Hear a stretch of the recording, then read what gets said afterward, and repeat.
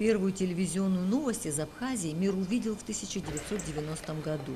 Заключенные Сухумского СИЗО захватили в заложники сотрудников изолятора и выдвигали свои требования.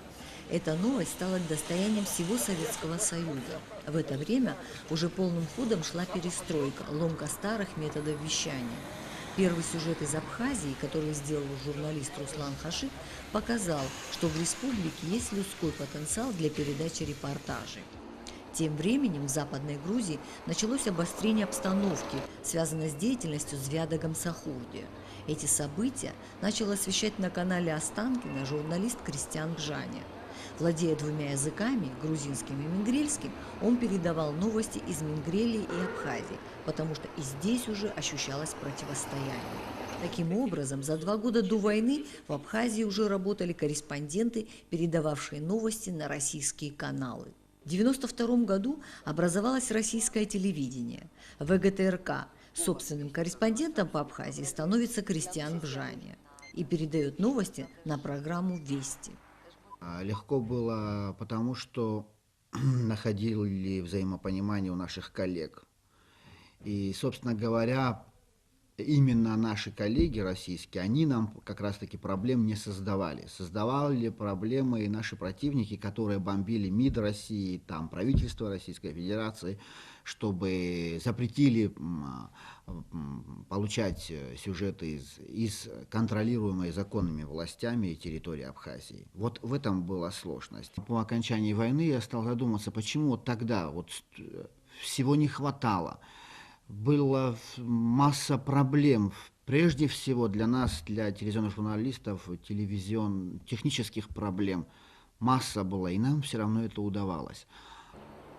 Утром 14 августа 1992 года из Грузии поступила директива телефонограмма на все радиорелейные станции. Без санкций Минсвязи Грузии ни один перегон сюжетов из Абхазии не осуществлять. А в полдень того же дня все агентства передают новости о начавшейся войне в Абхазии. Перебравшись из оккупированного Сухума в Гудауту, корреспонденты начинают вещать на российские каналы. Непривычная тишина установилась под Сухумом на Гумистинском фронте. Противоборствующие стороны здесь соблюдали сегодня приказы о прекращении огня. Но на Восточном фронте, по данным Министерства обороны Республики Абхазия, командование грузинских войск еще не добилось выполнения своего же приказа. За истекшие сутки из артиллерийских систем не раз обстреливали села Чемчирского района. Несмотря на это, вооруженные силы Абхазии не открывали ответного огня. Сегодня в Гудауту прибыл личный представитель генерального секретаря ООН Эдвард Брунер. На встрече председатель Верховного Совета Республики Абхазия Владислав Ардзенба подробно проинформировал представителя генерального секретаря ООН о положении в Абхазии и видении руководства Абхазии о путях мирного разрешения вооруженного конфликта. При этом глава парламента Абхазии заявил, что сегодня вслед за прекращением огня грузинская сторона должна приступить к немедленному выводу грузинских войск с территории Абхазии. И все же в первые дни войны шла однобокая информация. Старались грузинские корреспонденты. Нужно было технически наладить перегоны видеоматериалов из Гудауты на Москву. Техники абхазского телевидения проявили находчивость и смекалку, решив все коммуникационные вопросы. На первом этапе и потом, особенно в условиях войны, каждый перегон он давался очень сложно. Наряду со съемками, с монтажами, вот, практически перегон – это расстояние. Нам надо было, вот, если первые дни мы с магнитофоном поднимались на Сухумскую вышку, оттуда происходил процесс перегона на Останкино. А во время войны каждый перегон – это в день по 2 раза, иногда даже по 3 раза. Мы из Гудаута ехали на Пицунду, и с Пицундской вышки мы практически осуществляли все эти наши телевизионные перегоны. К лету 1993 года техники абхазского телевидения довели кабель до самого высотного здания Гудауты, и перегоны на Москву осуществлялись уже из студии. 28 мая – День пограничных войск. Праздник, принятый в бывшем Советском Союзе, но отмечаемый и в российской армии. За этими воротами один из российских погранотрядов, дислоцированных в Абхазии. Тихая застава, пожалуй, так можно назвать ее, несмотря на то, что здесь идет война. 4 десятка русских ребят, начальство с оставшимися семьями и этот сторожевой пес. Все как в мирное время. Наша функция пока обеспечить безопасность границ союзных республик на территории тех, которых мы дислоцированы. В этот день женщины трудились на огородах, а хлопцы гоняли мяч. Тем временем на Восточном фронте Абхазии шли бои. В районе Сухума отряды Шеварднадзе вели укрепительные работы своих позиций. Из Украины перебрасываются наемники, чье присутствие объясняется миротворческим вмешательством. Во время войны новости из Абхазии шли на все телеканалы и агентства. На радио «Свободу» в 1993 году их начинает передавать журналист Зураб Аргун. Вы же помните, у нас где-то более полугода не было связи с внешним миром. Тбилиси требовал, чтобы связь была через Грузию, а мы, естественно, на это не могли соглашаться, и не было связи. Вот репортажи на радио «Свобода» я передавал по телефону. В очередной раз меня пригласили в Московское бюро «Радио Свобода», и так получилось, что там меня познакомили, тогда он был шеф-редактором Московского бюро «Радио Свобода» с Авиком Шустером. Он мне говорит: вот во время войны вы работали очень активно, а почему после войны очень мало материалов из Абхазии вы даете? Абхазия — это стратегический регион, и нам интересно знать, что там происходит. Насколько важны были новости из Абхазии, подтверждает один случай. В конце войны, когда Шеварднадзе утверждал, что никуда не уйдет из Сухума и вообще скоро придет подкрепление, распространилась новость, что русские тайно вывезли его на корабле. Об этом сообщил журналисту радио «Свобода» Зурабу Аргун пресс-секретарь министра обороны Валерий Гумба. Россия начала применять к Абхазии, к абхазской стороне санкции и приостановила подачу электроэнергии. А это происходило где-то часов в 9 или полдесятого вечером, уже было темно. Темень кромешная была, и пришлось писать это в темноте, потому что свечки закончились. Ну, не было никакого осветительного прибора. И в уме пришлось это сочинять, все как бы, что там. Я же знал, что я раньше какой репортаж передал, куда они могут его приклеить, продолжение, и надиктовал им. Первый раз мне приходилось вот в темноте сочинять репортаж и передавать его. А потом же, после окончания войны, те люди, которые слушали радио «Свобода», они мне сказали, что вот сообщение о том, что Шеварднадзе покинул Сухум, это было как, ну вот, как гром среди ясного неба для грузинского населения и для грузинских солдат, потому что они тоже слушали радио «Свобода». После этого сообщения у них началась потихоньку паника, и они стали как бы покидать позиции, и даже мирное население, да, они тоже как бы все уже собирали чемоданы. Во время войны много интересного вспоминают наши журналисты, что называется и смех, и грех. Нечто подобное вспомнил Крестьян, когда случайно поймал и записал эфир так называемого сухумского телевидения. Я смотрел программу оккупационного телевидения из Сухума. Сигнал был очень некачественный, плохой, и я параллельно и записывал. И выступал печально известный всем жителям Абхазии Сосу Ахалая. Он тогда исполнял обязанности начальника военной полиции грузинской оккупационной.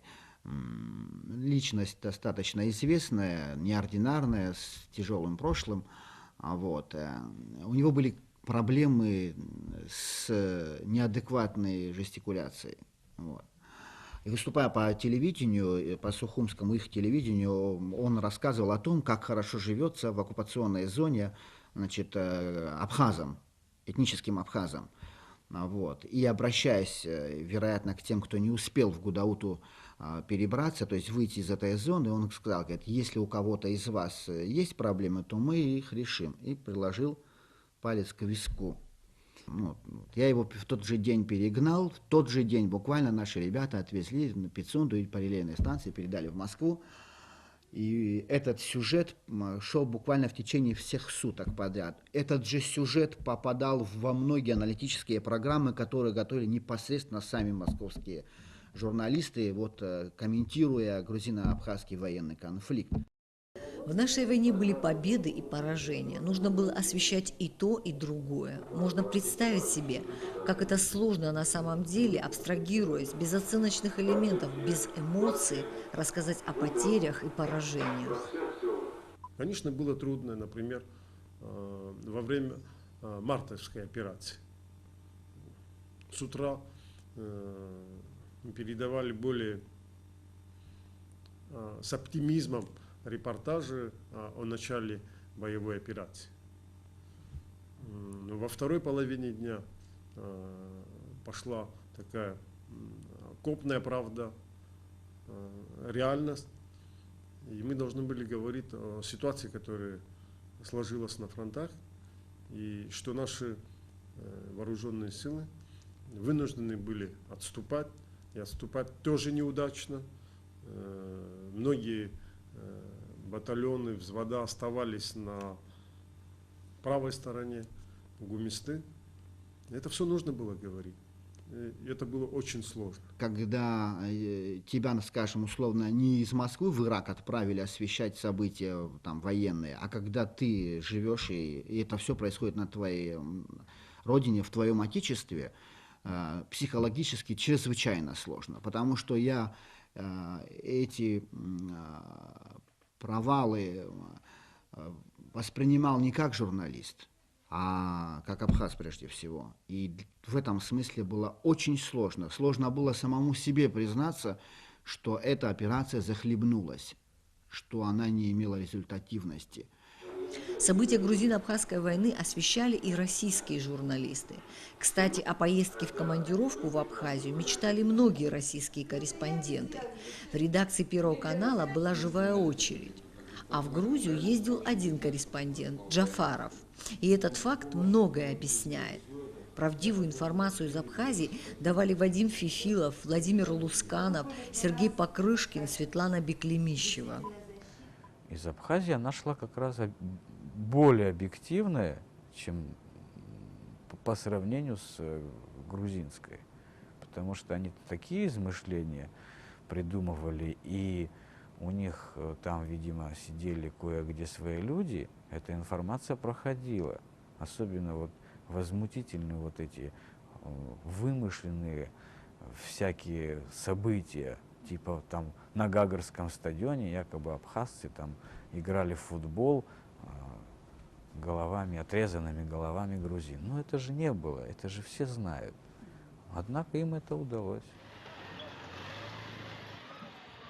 После войны новости из Абхазии стали реже появляться на российских телеканалах. Однако майские события 1998 года, а затем и октябрьские события из Кадурского ущелья вновь вызвали внимание к Абхазии со стороны мирового сообщества. Эти события на московском телеканале ТВ-центр освещали ваш покорный слуга и оператор Давид Авицба. Если ты снимаешь сюжет для новостей российских телеканалов, ты поставлен немного в сжатые условия. Надо максимально быстро попасть на съемочную площадку, снять там материал, и этот материал должен соответствовать сегодняшним требованиям, которые достаточно строги на сегодняшний день.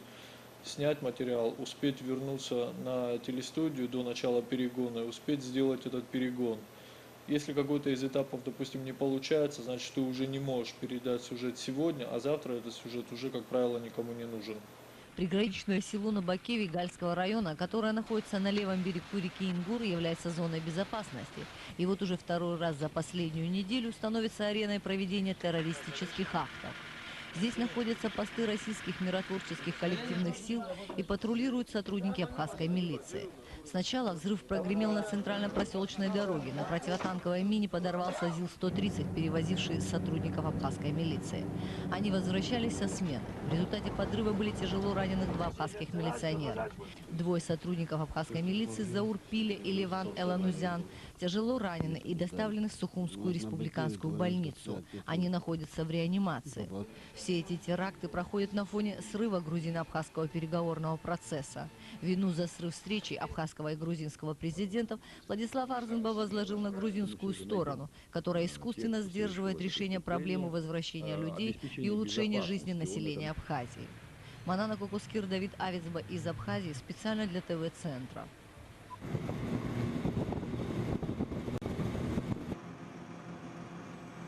На протяжении всего процесса изготовления новостиного сюжета работают многие люди, и корреспонденты, и монтажеры, и техники.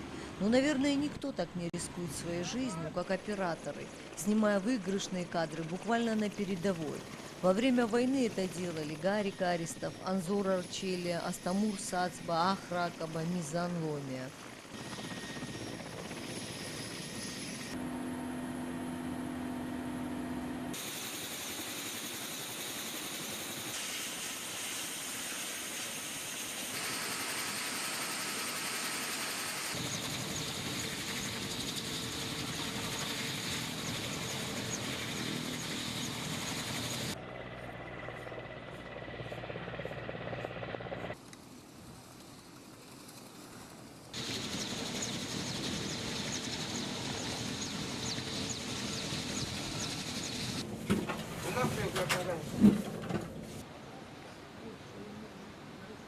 Точек, и когда будешь ждать вертушки, будешь курить. Если спрашивают, ты мне вот так отвечай. Военное телевидение. Я аккредитован. Да. Покажите. У Игоря Коношенкова документы. Никакие. Ну, так никто не будет. Я его задержу. Нет. Игорь Николаевич, я вас просто прошу. Не из-за того. не будет никто здесь задержан. Я уйду. Я ради вашего уважения уйду. Они снимают вывод. Пойдем. Не наглейте. Я еще раз прошу. Вы прекратите на минуту. Никто не наглеет. Ну, они снимают даже они снимают вывод.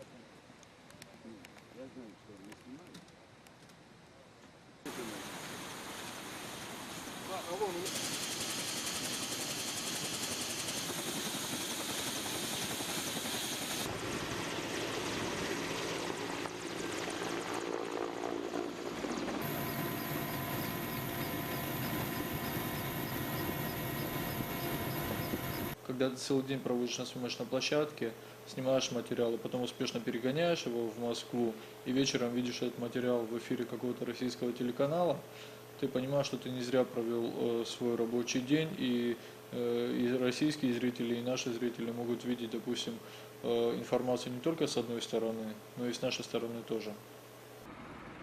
Многие наверняка заметили, что в последнее время Абхазия все реже и реже появляется в новостях российских каналов.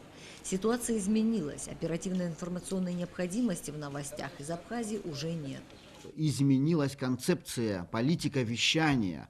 Их интересует только событийная информация. Вот пусть это кощунственно будет звучать, но, скажем, вдруг взорвали где-то в Абхазии мост, это будет целый день по всем каналам российским будет показываться. А вот, скажем, что-то нам удалось решить, там, скажем, полезное для общества, для страны, это уже их не интересует. И все же не политические, мирные сюжеты из Абхазии находят своего российского зрителя. Вот уже более 6 лет на канале ОРТ в программе «Доброе утро» работает специальный корреспондент из Абхазии Роман Лабия. В Сухумском обезьяньем питомнике настали нелегкие дни. А что вы хотите, говорят сотрудники питомника. Обезьянам надо и друг перед другом успеть покрасоваться, и перед гостями пощеголять новой шерсткой. На дворе весна, и не знаешь, что хуже. Когда соседка по клетке дружка отбивает, или перед видеокамерой предстанешь не в том ракурсе. Так что ко многочисленным заботам директора питомника добавилась еще одна, чувственная. Чувство их усиливается, тяжело с ними работать, но руководство и сотрудники это понимают, идем им на уступки. Эко-Буцикерия 2 раза в неделю приводит в питомник свою подопечную, обезьянку Сару. 2 года назад мама Сары умерла от почечной недостаточности. Девушке пришлось взять детенышек себе домой. Сейчас Саре 2,5 года. Как говорится, самое время влюбиться. Но мохнатая Джульетта и глазом не ведет в сторону местных горячих питомниковских парней.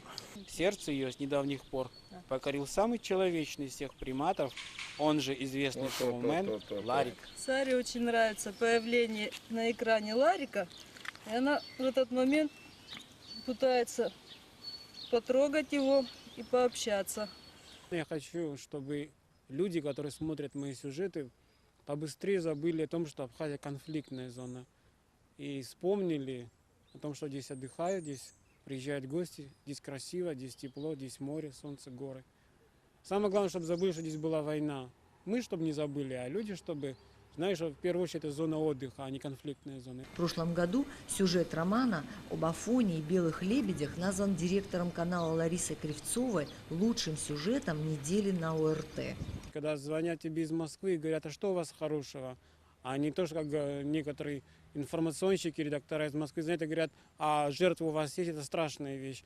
Я не завидую моим коллегам, которые работают на информации, потому что есть жесткие правила жанра, жесткие правила работы. А у меня доброе утро, я должен нести добро, мои слушатели должны нести добро. Меня это очень устраивает, и спасибо, что такая программа в принципе есть. Новости из Абхазии для телеканала ТВ6 и Нарейтер передает Эмма Ходжава, а на ростовский интернет-канал Дон ТР вещает Эсма Джикерба. Телезрителю может показаться, что новость, прозвучавшая в эфире на несколько секунд, делается легко и просто.